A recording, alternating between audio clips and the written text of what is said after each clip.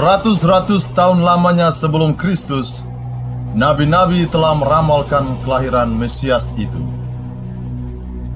Hai Bethlehem di tanah Yudea, engkaulah yang terkecil di antara kota-kota, tapi daripadamu akan tampil seorang penguasa bangsa-bangsa yang akan mengembalakan umat Israel.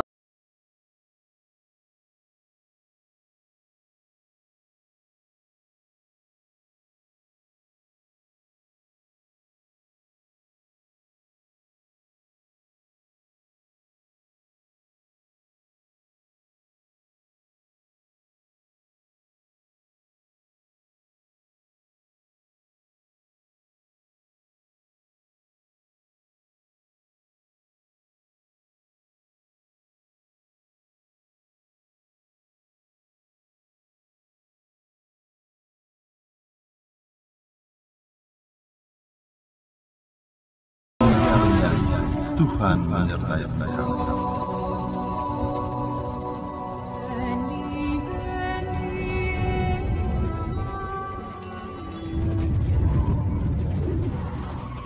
Jangan takut, hai Maria, sebab engkau beroleh kasih karunia di hadapan Allah.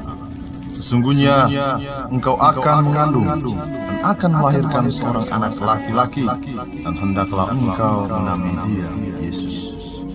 Ia akan menjadi besar dan akan disebut anak Allah yang maha tinggi.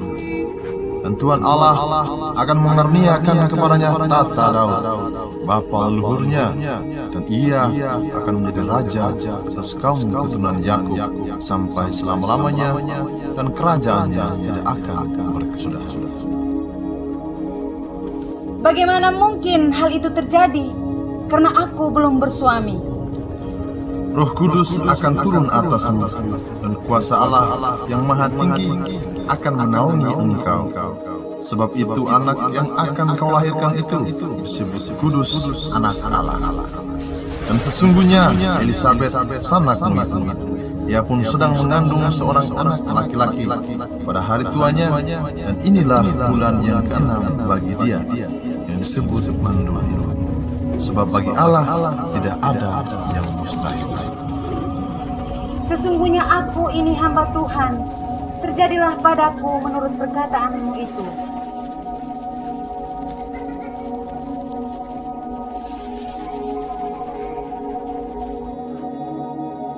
Pada waktu Maria bertunangan dengan Yusuf, ternyata ia mengandung dari Roh Kudus sebelum mereka hidup sebagai suami istri.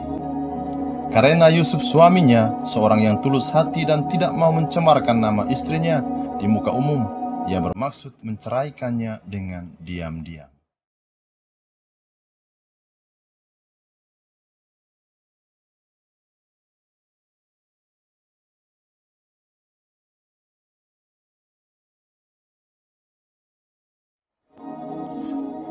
Tetapi ketika ia mempertimbangkan maksud itu, malaikat Tuhan nampak kepadanya dalam mimpi.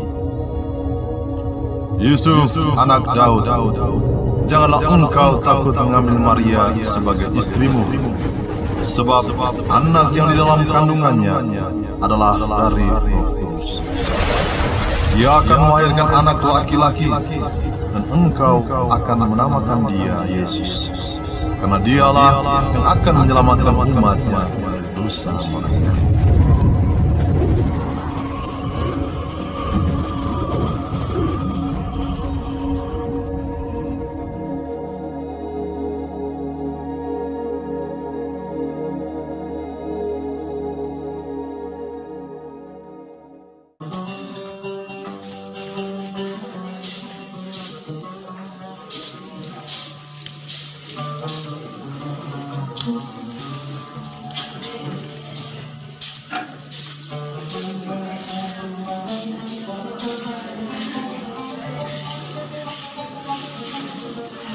Beberapa waktu kemudian, berangkatlah Maria dan langsung berjalan ke pegunungan menuju sebuah kota di Yudea.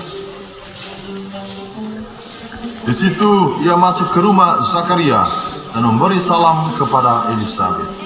Dan ketika Elisabet mendengar salam Maria, melonjaklah anak yang di dalam rahimnya, dan Elisabet pun penuh Roh Kudus lalu berseru dengan suara nyaring. Diberkatilah engkau di antara semua perempuan, dan diberkatilah buah rahimmu. Siapakah aku ini, sehingga ibu Tuhanku datang mengunjungi aku? Sebab sesungguhnya, ketika salammu sampai kepada telingaku, anak yang di rahimku melonjak kegirangan. Dan berbahagialah ia yang telah percaya, sebab apa yang dikatakan kepadanya dari Tuhan akan terlaksana. Jiwaku memuliakan Tuhan, dan hatiku bergembira karena Allah, Juru Selamatku, sebab Ia telah memperhatikan kerendahan hamba-Nya. Sesungguhnya, mulai dari sekarang, segala keturunan akan menyebut aku berbahagia, karena Yang Maha Kuasa telah melakukan perbuatan-perbuatan besar kepadaku, dan namanya adalah kudus. Dan rahmat-Nya turun-temurun atas orang yang takut akan Dia. Ia memperlihatkan kuasa-Nya dengan perbuatan tangan-Nya dan mencerai-beraikan orang-orang yang congkak hatinya. Ia menurunkan orang-orang yang berkuasa dari tahtanya dan meninggikan orang-orang yang rendah. Ia melimpahkan segala yang baik kepada orang yang lapar dan menyuruh orang yang kaya pergi dengan tangan hampa. Ia menolong Israel hamba-Nya karena Ia mengingat rahmat-Nya seperti dijanjikannya kepada nenek moyang kita, kepada Abraham dan keturunannya untuk selama-lamanya. Dan Maria tinggal kira-kira 3 bulan lamanya bersama dengan Elisabet, lalu pulang kembali ke rumahnya.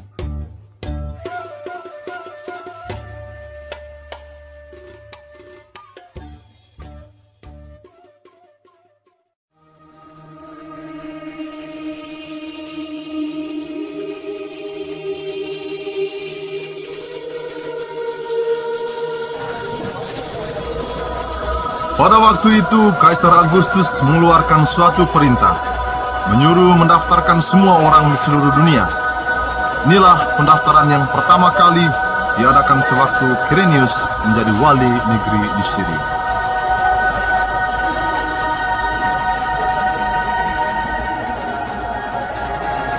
Pengumuman, pergilah, hendaklah kalian mendaftarkan diri masing-masing di kotanya sendiri. Maka pergilah semua orang mendaftarkan diri masing-masing di kotanya sendiri. Demikian juga Yusuf pergi dari kota Nazaret di Galilea ke Yudea, kota Daud yang bernama Bethlehem, karena ia berasal dari keluarga keturunan Daud, supaya didaftarkan bersama-sama dengan Maria tunangannya yang sedang mengandung. Ketika mereka tiba di kota Daud, mereka mencari penginapan karena Maria akan melahirkan.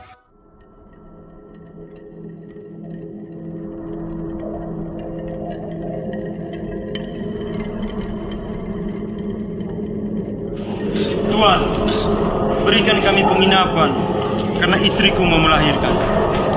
Bagus! Apa ada uangmu atau hartamu untuk membayarnya? Tidak Tuhan, tapi tolonglah karena sialan, orang sepertimu tidak layak ke rumahku.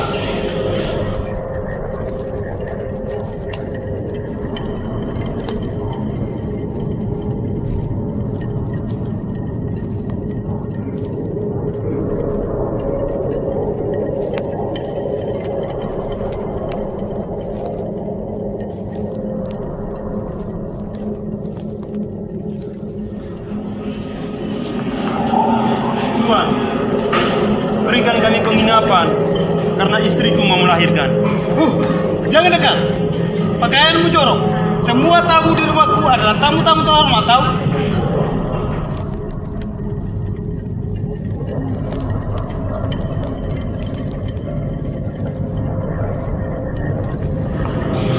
Yosef, kamu sudah tidak kandung lagi.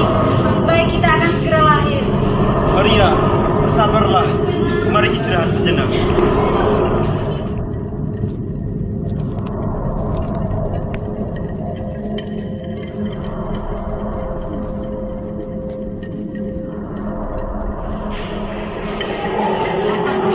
Tuhan, kenapa Tuhan ada di sini?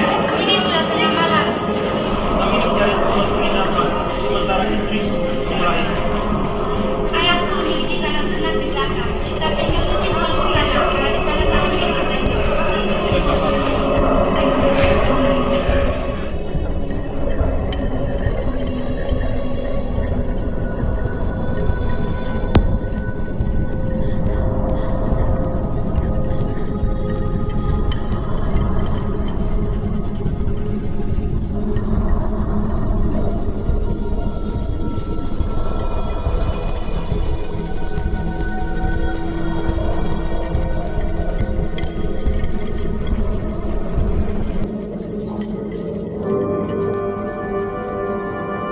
ketika mereka di situ, tibalah waktunya bagi Maria untuk bersalin, dan ia melahirkan seorang anak laki-laki.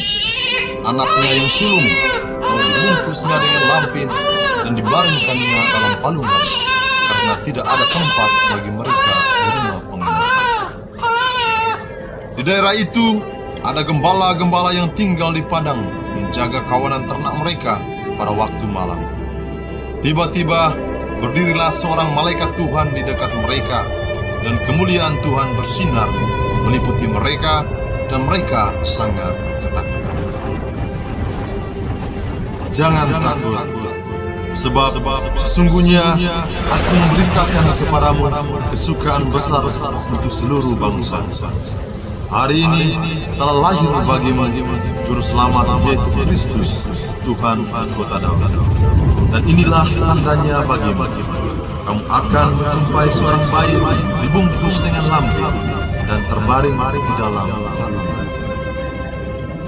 Dan tiba-tiba tampaklah bersama-sama dengan malaikat itu sejumlah bala tentara sorga yang memuji Allah.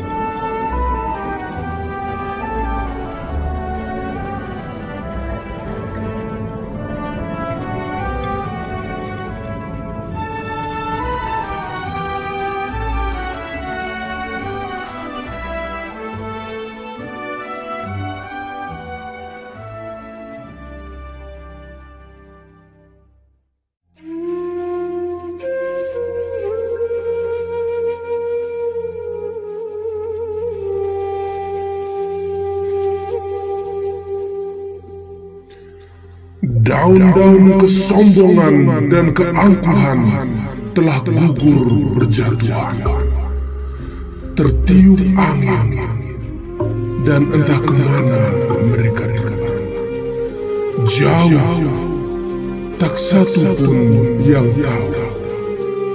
Sekarang yang tinggal hanyalah kekosongan. Kekosongan yang selalu berharap.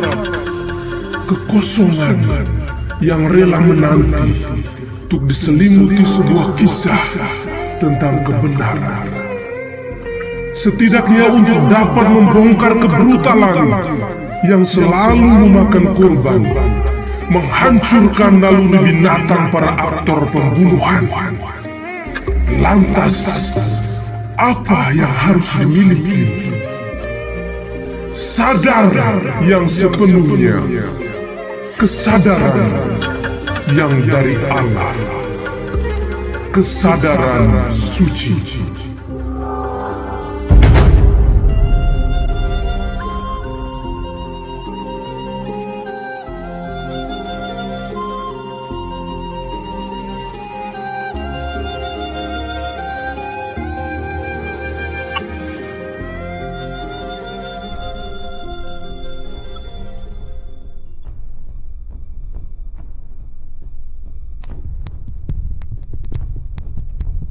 Rasa-rasanya aku semakin tak sanggup menghadapi semua ini. Apakah aku harus mengkhianati Herodes? Ataukah aku harus membinasakan nyawa tak berdosa dari raja baru itu? Entahlah. Tapi sepertinya perasaanku mengatakan lain. Entah apa. Tiba-tiba aku takut dan gelisah untuk kemudian menyadari ketakpantasanku. Aku tak tega membunuh raja baru itu. Ya, aku tak punya hak sedikit pun atas nyawanya. Harus kuakui, kalau aku memang tak sanggup melakukannya. Sekiranya darah suci itu tak boleh tumpah sedikit pun dari tangan seorang pembunuh sepertiku. Cukuplah sudah mayat-mayat orang Filistia dan Nabatea menjadi akhir dari seluruh kisahku. Kisah kelam yang telah menghantarku sampai pada titik ini. Rasa-rasanya ada sesuatu yang telah mengubah seluruh hidupku. Ia menyentuh dengan hati dan menyapa lewat perasaan. Bara! Apakah Tuhan memanggil saya? Pergilah ke Bethlehem, di kota Daud dekat padang Efrata, dan carilah berita tentang bayi yang baru dilahirkan malam ini. Tapi ingat, jangan sampai gerak-gerikmu tercium oleh para prajurit istana yang lain. Kalau boleh hamba tahu, ada apa sebenarnya dengan bayi itu? Sudahlah, aku tak punya banyak waktu untuk menjelaskan semuanya. Nanti kau juga akan tahu. Lagi pula, aku tak sanggup menjelaskan semuanya ini, sementara kebimbangan masih terus menghantuiku. Sekarang, pergilah sebelum terlambat. Baik, Tuan.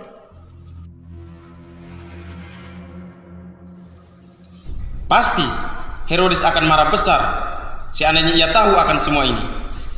Tapi sudahlah, aku siap menerima apapun yang akan terjadi, bahkan kematian sekalipun. Lebih baik aku mati demi kebenaran ketimbang aku hidup di atas keangkuhan yang tak bertanggung jawab. Sudah cukup kekejaman Herodes yang menyiksa rakyat yang tak berdosa. Kiranya kehadiran raja baru itu menjadi tanda yang menyelamatkanku dan semua orang yang mencintai kebenaran.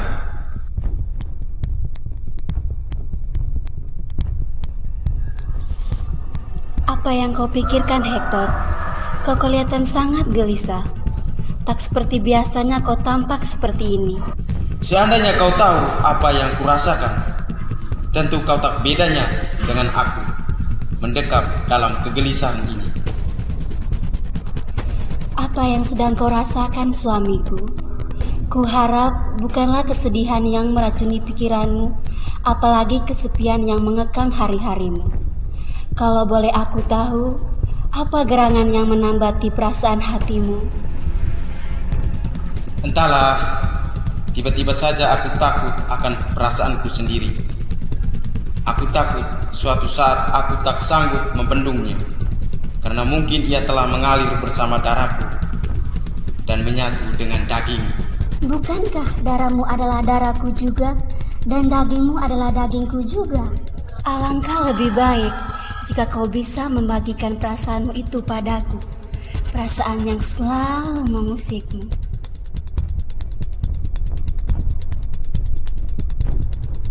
Herodes menyuruh kami untuk membunuh seorang bayi yang baru saja lahir malam ini di Bethlehem dekat padang Efrata. Hah? Sudah gilakah dia? Ada apa dengan bayi itu? Menurut Alkitab suci istana, bahwa akan lahir seorang juru selamat, raja baru bagi orang Israel di Bethlehem kota Daud.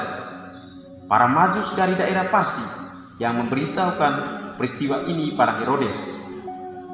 Namun sepulangnya dari Bethlehem, mereka tidak kembali ke istana sesuai dengan janji mereka.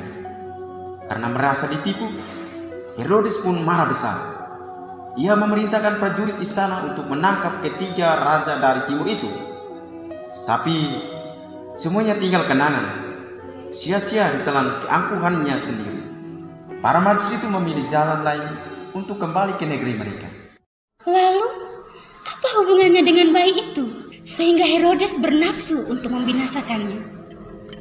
Kupikir kekuasaan dan ketenaranlah yang mendasari pikirannya. Ya, karena ia takut kehilangan kekuasaannya, maka ia menyuruhku untuk membunuh raja baru itu. Dan kau pun ingin membunuhnya? Persis. Hal inilah yang kutakutkan. Kecemasanku berangkat dari apa yang kau tanyakan itu. Perasaanku mengharu biru karena tak tega melakukannya. Aku tak punya hak atas darah raja baru itu. Aku pun tak rela menjadi korban keangkuhan raja yang haus kuasa itu. Aku tak tahu mengapa tiba-tiba pikiranku berubah. Sepertinya ada sesuatu yang menghantarku pada titik, tapi aku masih belum mengerti. Tapi, benarkah bayi itu adalah seorang raja? Aku masih belum percaya. Kuharap pertanyaan itu tidak keluar dari pikiranmu sendiri. Maksudmu? Hanya yang mengingkari kebenaran, yang tak percaya akan hal ini. Bayi yang baru lahir itu benar-benar seorang raja. Ia dilahirkan oleh seorang perawan Kanaan. Dialah kebenaran yang ditunggu-tunggu oleh bangsa Israel sejak kembali dari pembuangan. Aku benar-benar yakin akan hal ini. Aku sadar sekarang kalau ketakutanlah yang menjawab semuanya. Dalam ketakutanku terbersit kebenaran itu. Kebenaran yang akan membawa kedamaian dan keselamatan bagi bangsa Israel. Maaf bila kedatanganku cukup mengganggu. Ada apa, Laura? Apa yang terjadi dengan putraku? Sakitkah dia? Entahlah, hamba tak tahu apa sebenarnya yang terjadi dengannya. Dari tadi ia menangis tiada hentinya. Terkadang makin keras.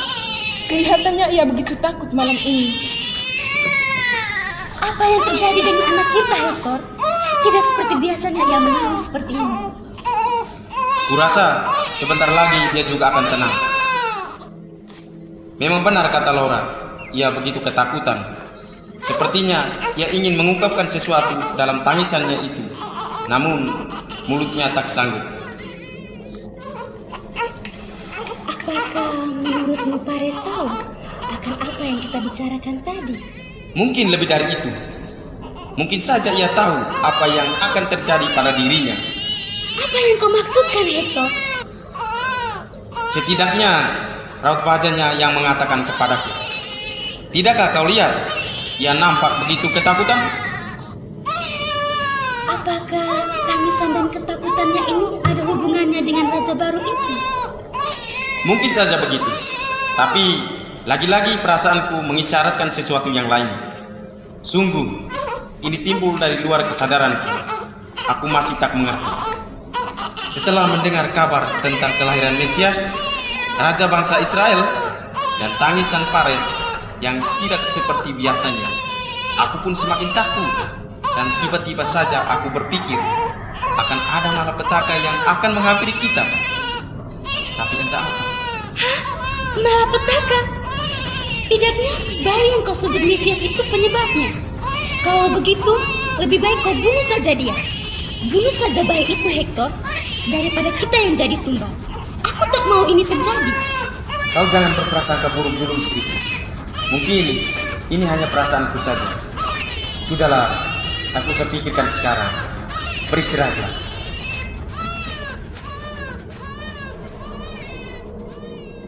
Akhirnya kau datang juga, Bara.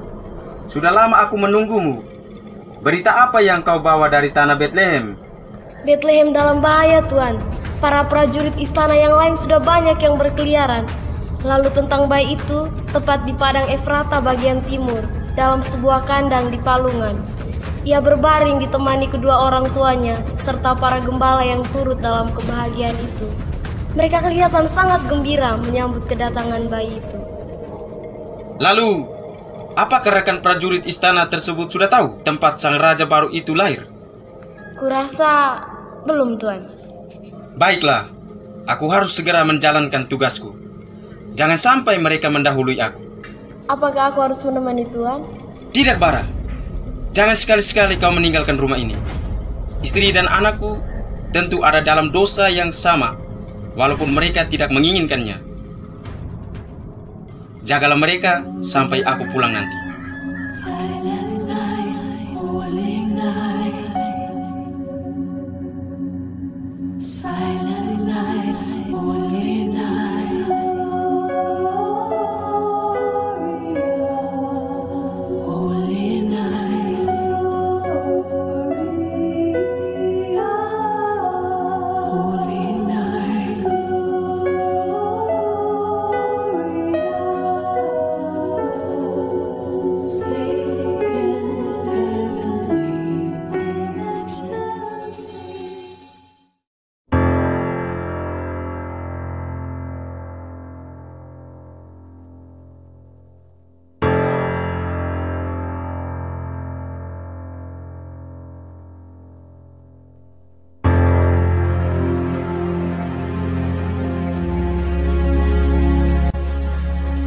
Sang kebenaran telah datang untuk membebaskan. Ia telah lahir untuk mempersatukan, menjanjikan kebahagiaan bagi semua yang percaya, kegelapan bagi yang tak percaya. Di sana hanya ada ratap tangis dan getar gigi yang akan menyadarkan mereka agar mereka benar-benar tahu bahwa hanya ada yang ada dan hanya kebenaran yang benar. Ada yang benar menghantar kita pada suatu yang benar-benar ada. Ialah kebenaran itu sendiri.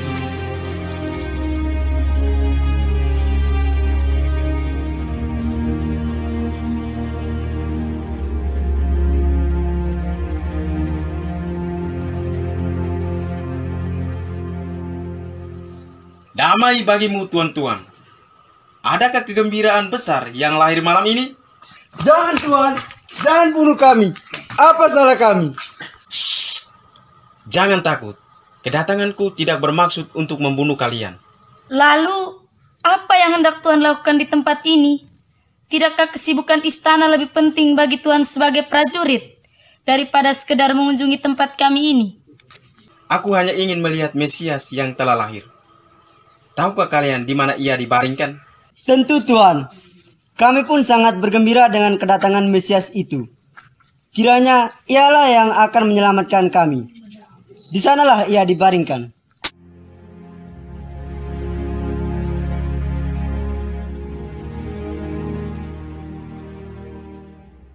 Salam Tuan. Damai sejahtera bagimu Tuanku. Apa gerangan yang mengantar Tuan datang kemari? Apakah kami mengganggu kenyamanan Tuan di istana? Maafkanlah bila kami kurang berkenan di hadapan Tuan. Hanya dan untuk kebenaran yang telah lahir, aku ada di tempat ini. Oh Tuhan, maafkan bila aku tak pantas berada di tempat ini. Tapi aku yakin, bukanlah kehendak diri yang mengantarku ke sini. Aku datang untuk melihat kebenaran yang telah lahir bagi bangsa kita, Sang Juru Selamat. Ialah kebenaran yang telah dinanti-nantikan. Inilah kegembiraan besar bagiku, karena aku bisa melihat Tuhan. Aku merasakan kedamaian yang paling damai, dan ketenangan yang membahagiakan. Tapi, mengapa sampai saat ini, masih ada saja yang belum percaya?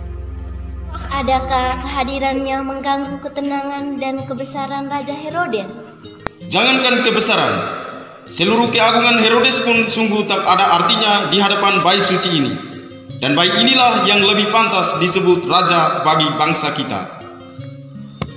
Tapi bukankah yang mulia Herodes adalah raja bagi bangsa Yahudi? Tidak, ia lebih layak disebut sebagai seorang pembunuh berdarah panas yang serakah. Telah banyak nyawa yang telah ia renggut dan darah yang telah ia minum. Bahkan istri kesayangan dan anaknya pun jadi korban keserakahannya. Dan lebih sadisnya lagi, ia menyuruhku untuk membunuh raja baru ini. Jadi... Tenang Tuan, jangan takut. Awalnya, setelah mendengar kabar tentang kelahiran raja baru, Herodes pun menyuruh kami para prajurit untuk membunuhnya. Tapi aku tak sanggup. Semalam suntuk aku bergulat dengan kegelisahanku. Aku seperti terasing dari diriku sendiri. Keterasingan yang berakar dari ketidakpantasanku, seolah aku begitu jauh dari kebenaran. Namun semuanya itu sirna seketika tak kala aku benar-benar telah melihat kebenaran. Adakah Tuan yakin bahwa kebenaran sungguh mengalir di dalam darah anak ini? Bahkan lebih dari itu, dialah kebenaran itu.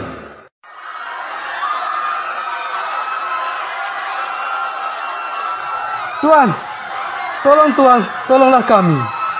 Apa yang terjadi dengan kalian?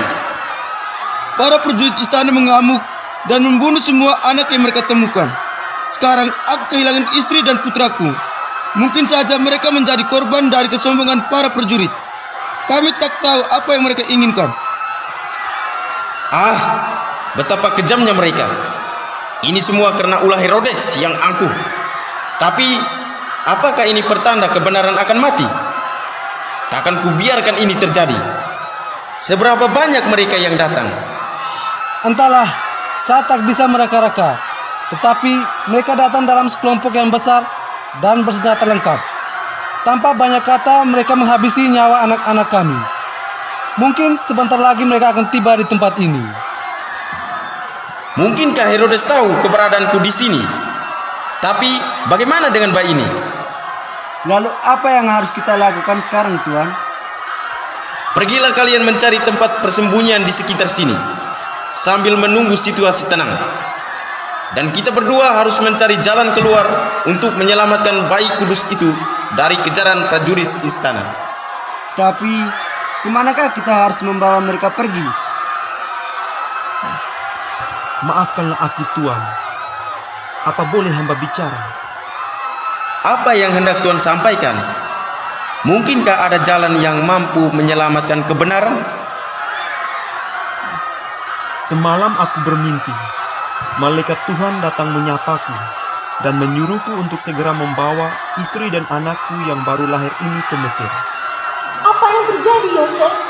Mengapa engkau tak memberitahu ini sebelumnya? Apa yang akan terjadi dengan anak kita? Sudahlah, Maria.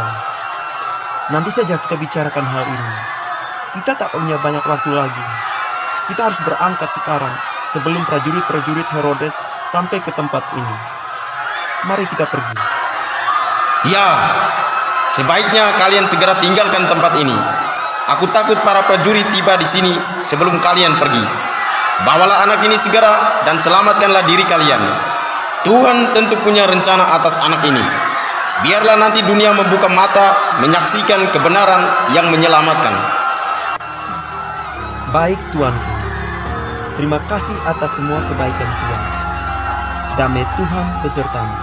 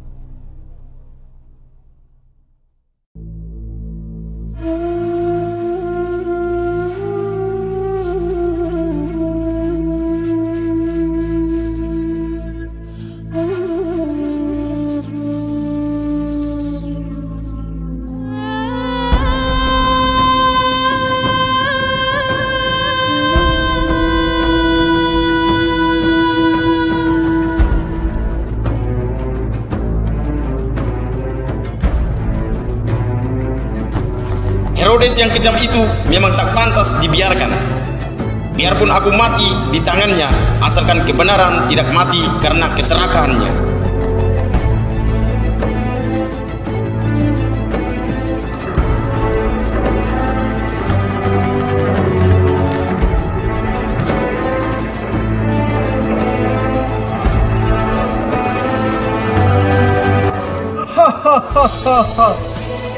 Kurasa tugas kita sudah selesai. Raja baru itu pasti telah mati. Yang mulia akan bergembira mendengar berita ini. Kesuksesan besar kita harus dirayakan. Ya, kita akan mendapat penghargaan yang besar dari Yang Mulia Raja Herodes. Tugas kita telah selesai. Sebaiknya kita tinggalkan tempat ini.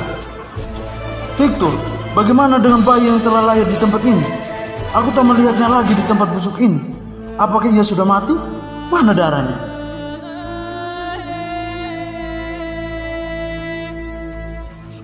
Sebentar. Aku tak menemukan tanda-tanda orang dibunuh di tempat ini. Hector, kemana orang-orang itu?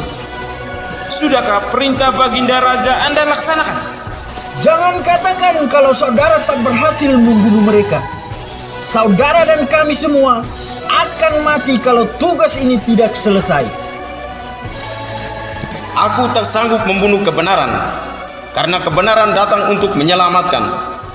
Banyak orang tidak menyadari kalau kedatangannya telah dinantikan sejak lama. Dia akan membawa kegembiraan besar. Apa yang Anda maksudkan? Kami makin tak mengerti dengan kata-katamu. Kami hanya butuh kepastian kalau bayi itu telah dibunuh. Kita semua tentu akan mati di tangan raja kalau tugas ini tak berhasil. Lebih baik mati demi kebenaran daripada harus hidup di atas dusta dan kemunafikan. Jadi, engkau telah membiarkan mereka pergi? Aku tak bisa terus diam dalam tanda tanya yang besar.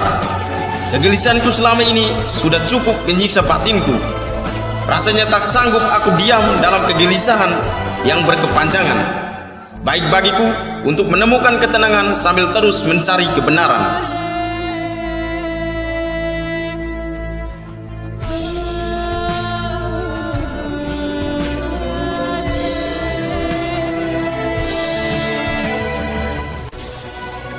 Aku tak mengerti dengan tingkah laku Hektor.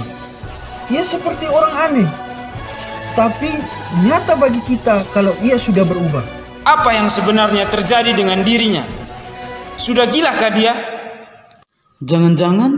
Jangan-jangan apa? Jangan-jangan ia ingin mengkhianati raja. Ia ingin merebut takhta kerajaan ini. Persis, itu yang ada di pikiranku saat ini. Tak biasanya ia bertingkah seperti itu. Aku kenal baik siapa Hektor. Ia sangat patuh pada titah yang mulia Raja Herodes dan amat takut akan murka Baginda. Tidak takutkah ia pada yang mulia? Berani sekali dia. Sudah, tak penting kita pikirkan dia. Yang terpenting bagi kita adalah tugas Baginda Raja.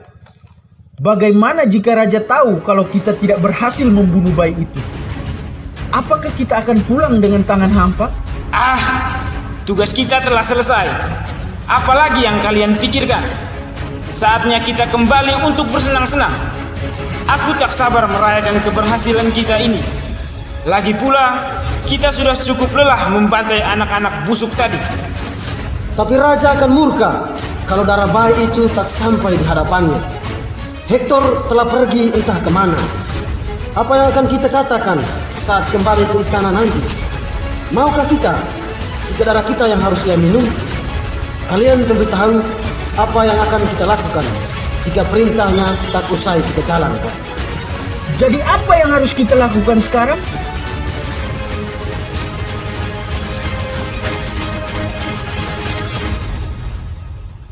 Hektor yang harus bertanggung jawab atas semua ini. Jika bukan darahnya yang harus tumpah, baik kalau kita membunuh anaknya dan memberikan darahnya bagi raja sebagai ganti dari darah bayi yang dicari Raja Herodes. Sungguh keadilan yang membebaskan. Siapapun dari kita pasti tak ingin jadi korban dari titah raja ini. Aku tak mau mati hanya untuk darah seorang bayi yang baru lahir. Istri dan anak-anakku telah lama menanti kepulanganku. Ya, lebih cepat lebih baik. Aku juga muak dengan Hektor. Selama ini apa yang ingin kudapatkan selalu ia ambil. Rahel yang cantik itu ia rebut dariku. Kini aku yang harus mencincangnya.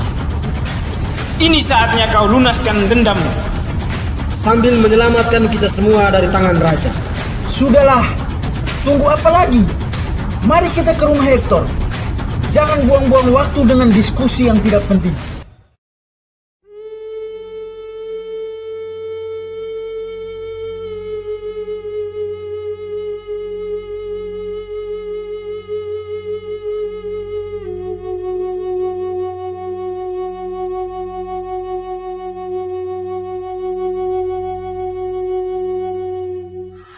Sejak tadi anakku menangis dan tak pernah berhenti. Entah apa yang kini ia rasakan. Aku ibunya sendiri tak mampu mereka apa yang ia inginkan. Aku takut ini pertanda buruk, Bara. Maksudmu? Entahlah, aku hanya merasa tak tenang saja. Mungkin lebih baik jika Hektor ada di sini bersamamu. Entah di mana dia sekarang.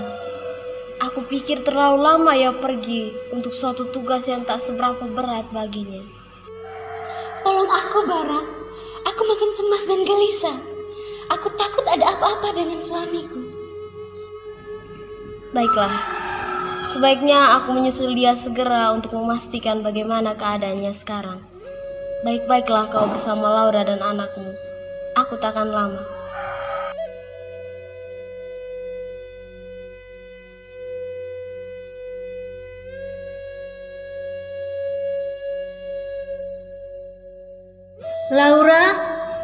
Laura, kemarilah.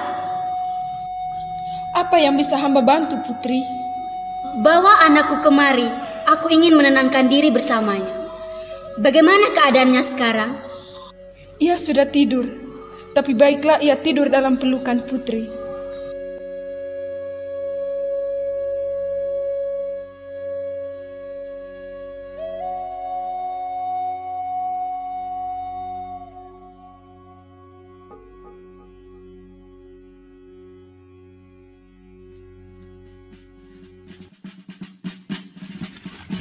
Tangkap anak itu! Jangan ambil anakku. Lebih baik kau diam saja sebelum pedang ini menembus tubuh. Lepaskan aku. Apa sebenarnya yang kalian inginkan dariku? Aku memang kaum lemah, tapi jangan sekali-sekali kelemahanku kalian jadikan sebagai bahan permainan. Dalam keadaan seperti ini, ternyata masih pandai juga kau berkorban. Tahukah kau kalau suamimu itu seorang pengkhianat? Apa maksudmu? Mengapa kau katakan demikian? Jangan pura-pura kau perempuan busuk. Justru perbuatan kalian lebih busuk daripada aku. Kemanakah keberanian kalian sebagai seorang prajurit? Kalau hanya bisa memperdayai kaum lemah sepertiku. Alangkah baiknya jika kalian tak dilahirkan ke dunia ini. Apa katamu? Kau hendak mengutuk hari kelahiranku? Kurang aja! Tunggu, lepaskan mereka. Kalian tak punya hak atas nyawa mereka. Ternyata kau datang juga pengkhianat. Dasar pengecut. Apa yang kau cari di sini? Pangkat, kekuasaan, atau kejabatan? Kau jangan pernah bermimpi untuk bisa mendapatkannya kembali. Atau angin apa yang menghantarmu kemari? Kupikir bukan angin, tapi kebenaranlah yang menghantarku ke tempat ini. Kebenaran yang telah membebaskanku dari belenggu hidupku. Kebenaran katamu? Kebenaran apa yang kau maksudkan? Seorang bayi suci baru saja lahir malam ini.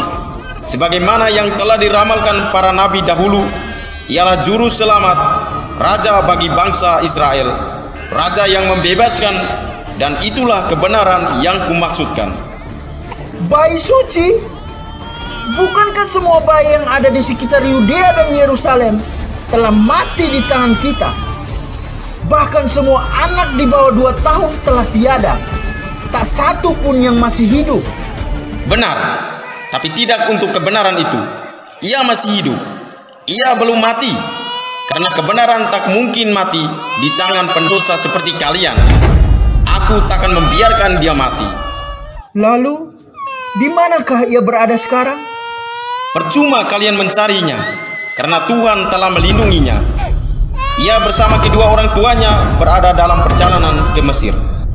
Bagaimana hal ini mungkin terjadi?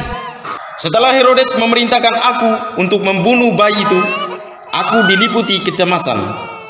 Aku telah bertemu dengan raja baru itu sebelum mereka berangkat ke Mesir. Salah satu hal yang harus kalian tahu, bahwa Mesias sang raja baru itu masih hidup. Apa? Dasar pengkhianat kau! Setidaknya pengkhianatan ini dapat membongkar kebrutalan yang selalu memakan korban dan pembunuh seperti kalian. Kalian sama kejamnya dengan Herodes. Aku sadar bahwa hanya kebenaran yang mampu membongkar derita ini, dan harus kuakui bahwa ini semua timbul dari sadar yang sepenuhnya. Kau memang pengkhianat! Prajurit! Siap, Panglima.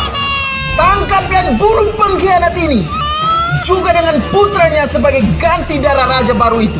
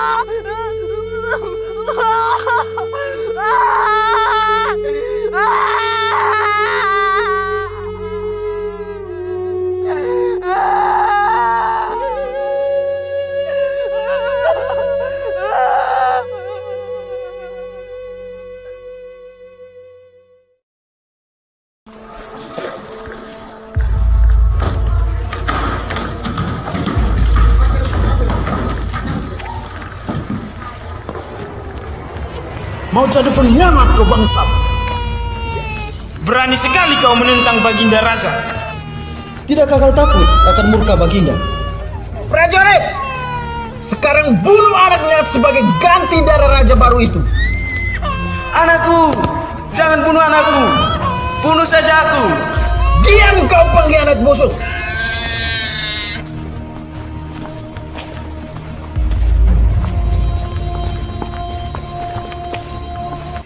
Ini darahnya.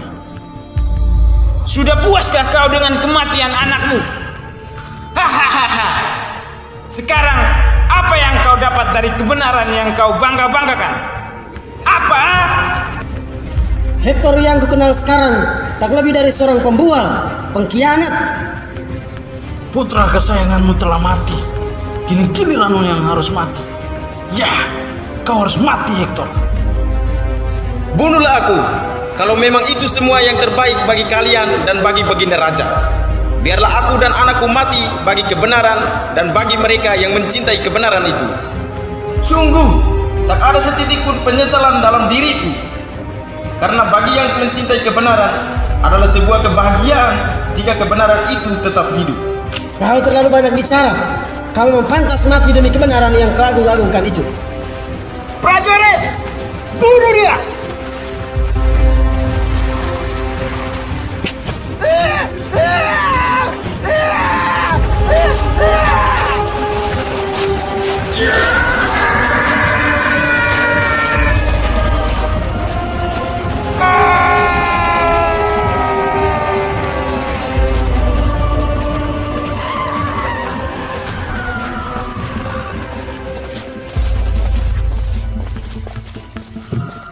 Hati menjerit pilu dengan nada yang terlampau sendu ketika tetes-tetes darah menetes satu-satu, perlahan membasahi tepi-tepi istana. Setelah senjata kekerasan bersuara dengan nada yang galak, meluluhlantahkan kuntum kerinduan yang bersemayam dalam dada para korban kebenaran. Kegelapan terlalu pekat di saat sang relikwi kematian bersuara, terdengar melolong parau di bubungan mendung kelabu. Sesekali terdengar rintih mendesak bagai lirih suara hantu dari tubuh yang terkapar. Namun sadarlah bahwa kebenaran sesungguhnya belum mati. Ia akan senantiasa berbicara dengan bahasa yang paling suci untuk setiap telinga hati yang tiada henti